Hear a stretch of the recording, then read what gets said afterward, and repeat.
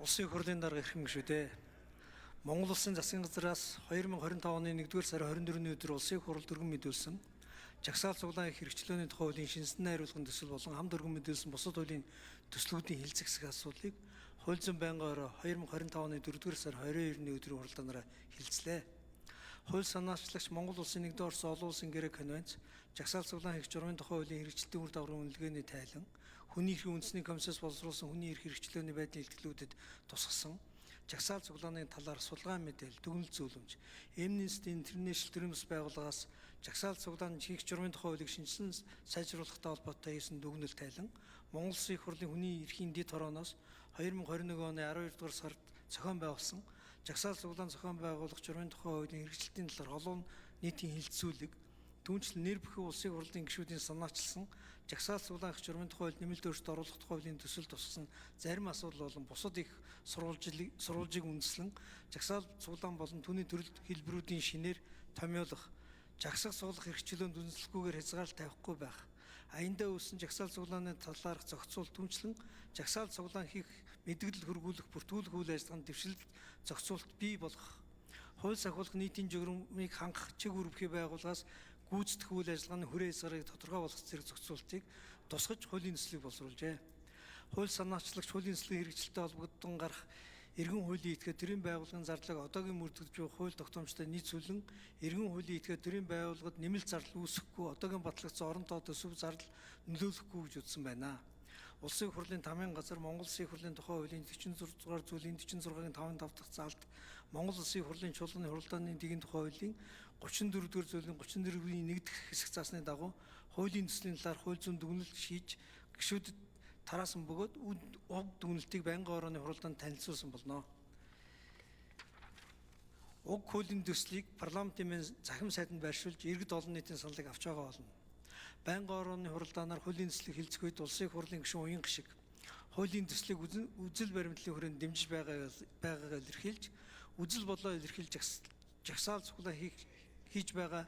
нэрийн дор аж ахуйн нэгж иргэдийн эрхийг зөрчсөн 50 бус жагсаал цуглаан зохион байгуулах хууль ёсны дагуу холбогдох зөвшөөрлөө авсан гадаадын хөрөнгө оруулалтад аж ахуйн нэгжийн үйл ажиллагааг эд хөрөнгөд халддаг асуудлыг хуулийн төсөлд хэрхэн тусгасан талаар улсын их хурлын гишүүн Баасан жаргал жагсаал цуглааныг тараахтай холбоотой шийдвэр гаргах эрхвээ эдгээдийн хуулийн төсөлд өөрчлөлт оруулж ирсэн үндэслэлийн талаар хууль бус жагсаал цуглаан гэх нэр томьёоны талаар хуулийн төсөлд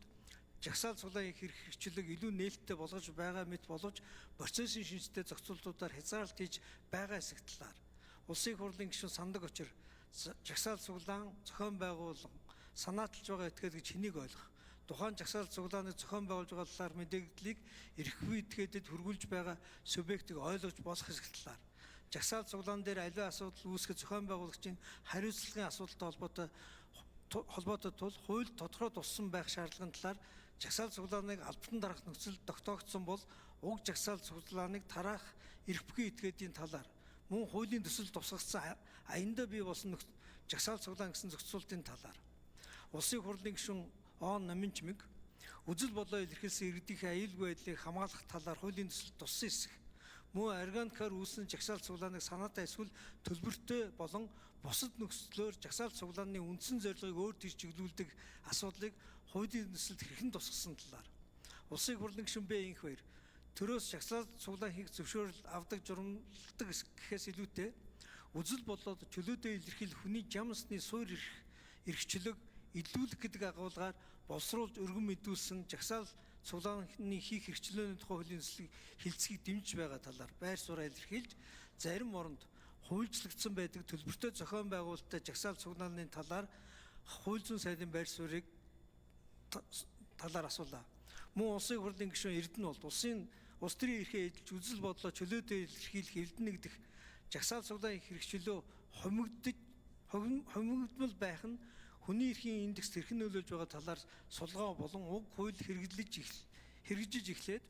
нийгэм тодорхой хэмжээний үйлчлэл үзүүлсэн тохиолдолд тэрхүүний эрхийн индекс хэрхэн өсөх талаар харьцуулсан судалгаа хийсэн хэсэг.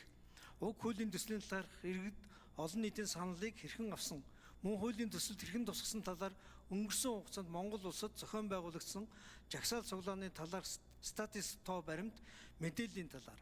Улсын хурлын гишүүн Дээд Цогтбаатар хууль зүйн дүгнэлтэд жагсаал цуглаан хэрэгжүүлэх хязгаарласан талаарх зохицуултуудыг хуулийн төсөл тусган байгааг анхаарах талаар дурдсантай холбогдуулан тайлбар авч асуулт асууж хариулт авсан болно. Байнгын орон хуралдаанаар хуулийн төслийг хэлцэх үед улсын хурлын гишүүн П. Сайн зориг жагсаал цуглаан хэрэгжлөөний тухай хуулийн төслийг дэмжиж байгаа бөгөөд ажлын хэсгийн бүрэлдэхүүнийг мэргэжлийн байнгын орооноос ахлах боломжоор хангаж өгөх талаар мөн ажлын хэсэг дээр хуулийн төслийн нэр томьёог анхаарах, тус хуулийн гол амин сүнс болох олон нийтийн аюулгүй байдаг хангахтаа хууль сахиулах байгууллагын эрх үүргийг нарийн тодорхойлох шаардлагатай талаар мөн тамгын газараас гаргасан хууль зүйн дүгнэлтийн хүрээ хязгаарын талаар улсын хурлын гишүүн Ил Соронзон болд хууль зүйн дүгнэлтээр хувийн өмчийн газар дээр жагсаал цуглаан зохион байгуулах асуудал тухайн өмчлөгчийн зөвшөөрлөг авах шаардлагын талаар дурдсан зүйтэй талаар жагсаал цуглааныг сошиал орчинд сурталчилж уриалсан этгээдийн зохион байгуулагч гэж тооцох хэсэг талаар мөн нэг газар нэг зэрэг олон жагсаал цуглаан болох тохиолдлыг цаашид ажлын хэсэг анхаарах талаар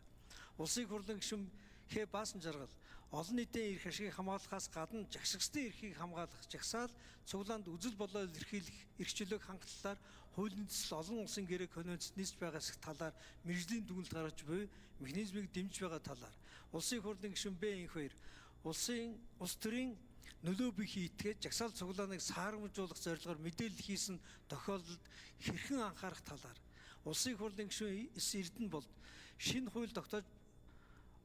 тогтоомж баталгаас илүүтэй олон одоо хүчин төгөлдөр байгаа хууль тогтоомжийн хэрэгжилтэд анхаарах талаар жагсаал цуглаан хийх нэрийн цаана улсынхаа хөгжлийн сайн сайхны зүйлийг харлуулдаг хүний нэр алдар хүнд бие махбодод халддаг зүй тогт бий болсон байгааг анхаарах талаар нөгөө талдаа жагсаал цуглаан зохион байгуулах эрхчлөөний асуудал хөндөгдөж байгаа боловч нөгөө талдаа бусдын эрхийг ностойгоор зөрчих асуудал байж болохгүй талаар улсын хурлын гишүүн Дээд Цогтбаатар иргэний 50 жагсаал цуглаан эрхчлөө Монгол улсын үндсэн хуулиар олгогдсон эрх бөгөөд суур эрх бөгөөд энэхүү эрхээ хэлэхдээ төрөөс зөвшөөрөл эсвэл төрийн зөвшөөрөл олох асуудал байж болохгүй талаар мөн хувийн өмчийн газар жагсаал цуглаан зохион байгуулж болох талаар хуулийн төсөл тусгагдсан байгаа нь үндсэн хууль заасан өмчлөх эрхтэй холбоотой зөрчил байгааг анхаарах талаар тус үг хэлсэн болно. Монгол улсын их хурлын чуулганы хуралдааны дэлхийн тухай хуулийн 35 дугаар зүйлийн 35-11 дугаар зүйл хэсэгт